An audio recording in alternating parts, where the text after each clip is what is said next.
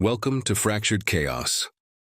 You ever wake up one day and realize you became the villain your older sister always warned you about? Only thing is, I don't feel bad about it. In fact, I made her wear a blazer 2 sizes too small and fetch me almond milk lattes she used to call basic. Why? Because she said I'd never amount to anything. So I made sure the first thing she ever amounted to was my personal coffee fetcher. Growing up, Danielle was the golden child. You know the type? Varsity everything, smug smile, teeth so straight they could have been used as a ruler, got most likely to marry rich in the yearbook, even though she already had a boyfriend named Chase, whose trust fund had its own trust fund. Meanwhile, I was the weird one. Jessie. Too intense, too loud, always told to tone it down like I was a stereo system at a retirement home. Danielle once told me during Thanksgiving dinner, loud enough for the neighbors to hear, Jessie will probably peak as night manager at a 24-hour Denny's. Even our grandmother laughed, and she was half deaf, like I was the punchline in my own genetic lottery. But here's the thing about being underestimated. It makes you dangerous, like a quiet kid in the back of chemistry class who's definitely not making baking soda volcanoes. Flash forward 10 years, I'm running operations at a mid-sized tech startup. No, we're not curing cancer, but we're making enough money to fund my therapy sessions and a really nice car that goes, beep, beep, get out of my way, peasants. We post a job listing for an executive assistant. Guess who applies? That's right, Danielle. Different last name. She got married and divorced faster than a Vegas wedding annulment combo special. She had no idea the company was mine. I'd been using my married name on all official documents, and unlike her, I kept mine after the divorce because spite is an excellent motivator. So I do what any responsible, mature adult would do. I scheduled her for an interview under a fake name. Because why be petty when you can be strategically petty? She walked into our office wearing heels that screamed, I'm desperate but pretending I have options, and a blazer that said, I bought this at an outlet mall but removed the tags. I watched from behind the mirrored glass in our conference room like some kind of corporate vampire. My HR rep conducted the interview while I took notes that mostly consisted of drawing devil horns on her headshot. Danielle lied through her professionally whitened teeth, said she left her last job to pursue new opportunities. I knew for a fact she got fired for expense account fraud, something about billing a weekend in Cabo as a team-building exercise when she was the only team member. And then, just as she was leaving, she muttered something that made me rewind the security footage 3 times. She said, this job is honestly beneath me. At least I won't have to work under someone completely pathetic. I sent the offer letter 37 minutes later, with one special condition, 6:30 a.m. start time. Coffee runs included. Because if you're going to destroy someone's soul, you might as well caffeinate yourself first. She accepted faster than a contestant on a game show. Day 1, I arrived fashionably late, on purpose. Danielle looked like she'd swallowed a lemon wrapped in disappointment. That was the moment she saw me for the first time in my natural habitat, success. I smiled my best surprise, it's your worst nightmare smile, and said, oh, you didn't recognize my name on all those documents you signed? Funny how reading comprehension works. She went through what I can only describe as the 5 stages of grief, but faster and with more visible panic. I walked past her and placed my purse on what used to be her desk, but was now just a really expensive coffee table. Oat milk latte, extra shot, no foam. You remember how I take my coffee, right? Actually, probably not. You never paid attention to details. She stood there blinking like a confused owl. Then she grabbed her coat and left. I gave her exactly 4 hours and 23 minutes before she came crawling back because rent doesn't pay itself and her ex-husband wasn't returning her calls. 3 weeks in, things got interesting. She started her little rebellion, sending wrong files, accidentally deleting calendar invites, CCing my mother on confidential emails.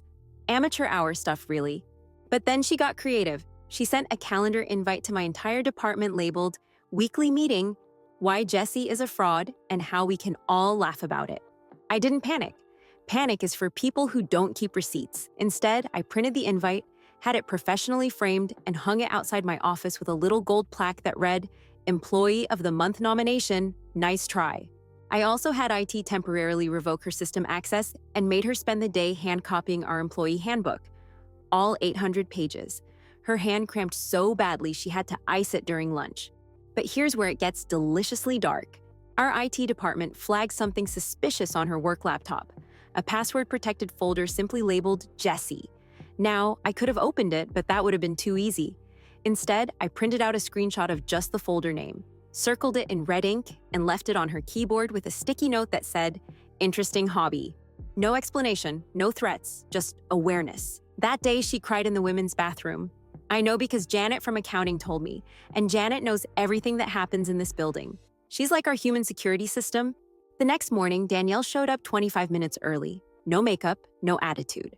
Just quiet desperation and the kind of fear that comes from realizing you've been playing chess with someone who brought a cannon to the board. But quiet Danielle was more dangerous than cocky Danielle. So I made my next move. I invited the whole family to Sunday dinner at Mom's house, told everyone I had a big announcement. Danielle showed up wearing pearls and what I can only assume was her "I'm about to hear good news" face. Instead, I wheeled in a projector I'd borrowed from work and treated everyone to a little presentation I'd titled, "Danielle, a masterclass in self-sabotage." Screenshots of her accidental emails, calendar invites, Slack messages documenting every petty attempt at undermining me. I ended with audio from her job interview where she called the position beneath her and the company probably run by someone incompetent. The silence was so thick you could have cut it with a knife and served it for dessert. Finally, Mom cleared her throat and said, "Well, at least Jessie learned how to use technology," which, coming from Mom, was basically a standing ovation. Dad just shook his head and muttered, "I always said you girls would end up killing each other. I just thought it would be more literal." That was the moment Danielle's soul left her body. I watched it happen. It was beautiful. The following Monday, she submitted her 2 weeks' notice, typed it up all professional, probably found a template on the internet. But here's the thing about contracts. They're binding. And the non-compete clause she'd signed? 2 years, no similar positions, no references without my approval, no escape hatch. She was trapped in assistant purgatory, and I was the demon with the key. I let her suffer for exactly 6 months, not because I'm cruel, but because good revenge is like a fine wine. It needs time to properly develop its full flavor profile. Her final task was writing her own recommendation letter.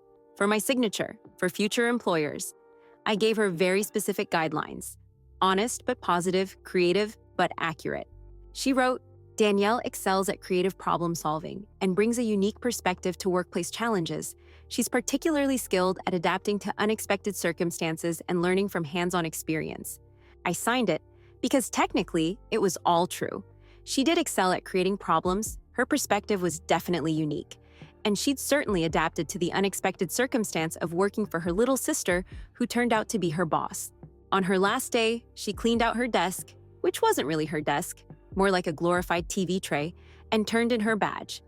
As she was leaving, she stopped and looked at me for a long moment. "You know," she said, "I always wondered what would happen if you ever got power. Now I know."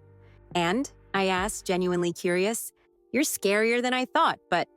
She paused, and for the first time in months, she almost smiled. "I respect you for it." And that was it. She left. Got a job selling insurance in Iowa. Iowa, the state that exists primarily to make other states feel better about themselves. Last I heard, she's doing fine. Married a guy named Steve who collects model trains and has strong opinions about lawn care. They seem happy in that bland, beige kind of way that people settle for when they realize they're not the main character in anyone's story. As for me, I still don't drink coffee, never developed the taste for it. But I really developed a taste for justice served at exactly the right temperature. Some people say success is the best revenge, but I disagree. The best revenge is success, plus making sure the person who doubted you has to file paperwork about it. So yeah, Danielle said I'd never amount to anything. She wasn't wrong about one thing. I didn't just amount to something. I became someone who could make her amount to exactly what I wanted her to be. An employee of the month poster child for what not to do when your little sister grows up to be your boss. And every morning when I walk into my office and see that framed calendar invite on the wall, I smile. Not because I'm cruel, but because sometimes the universe has a really twisted sense of humor. And sometimes, if you wait long enough, karma doesn't just come around. Sometimes it comes around wearing a blazer that's 2 sizes too small and carrying your coffee order.